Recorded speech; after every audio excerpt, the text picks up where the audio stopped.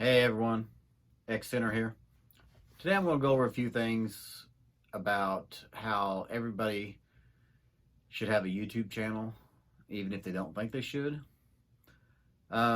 Especially if you're retired or you are not working and at home a lot.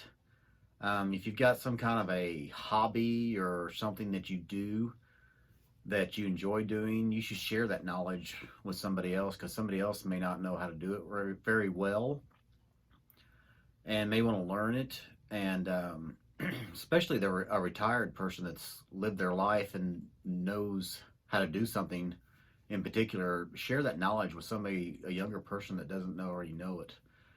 Um, it's basically really easy to get on YouTube and get going. Just get you a Google account. You have to set up some kind of a Google account so you can access YouTube and set your account up with YouTube. All you have to have is a cell phone to do the videos. I mean, that's the cheapest basic way of doing it. You just start off with your cell phone and do videos with that. If you've got a regular video camera, you can use that and upload them into your computer and do your editing on there. You don't even have to have a computer to upload to YouTube. You can do it all on your phone if you've got a cell phone, a smartphone. You can get the YouTube app on there. They've got a Creative Studio, something like that. I don't remember the exact name of it.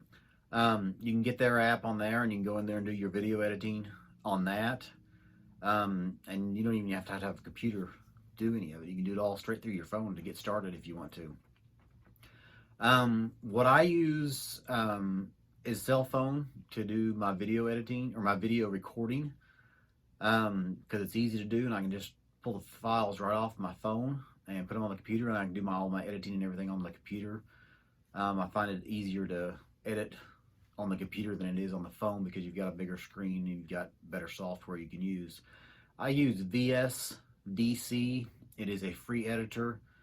They do have a pro version which unlocks more features, but the free video or the free editor, you can do the background. I can cut out the background and put in whatever kind of pictures I want.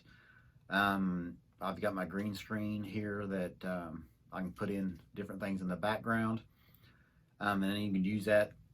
You can do all that with the free editor. You don't have to have the pro version for that. The pro version does offer other features if you want to upgrade to the pro version, and it's around $20 I think or so, depending on where you get it from. But if you get it directly through them, I believe it's $20. To do your thumbnails, you can use Paint that comes with Windows, and it's a free program. So there again, it's free. There is a program called GIMP. I have not used it very much, but it is a free program and it offers more editing tools for pictures and stuff, a little more options than what Paint does.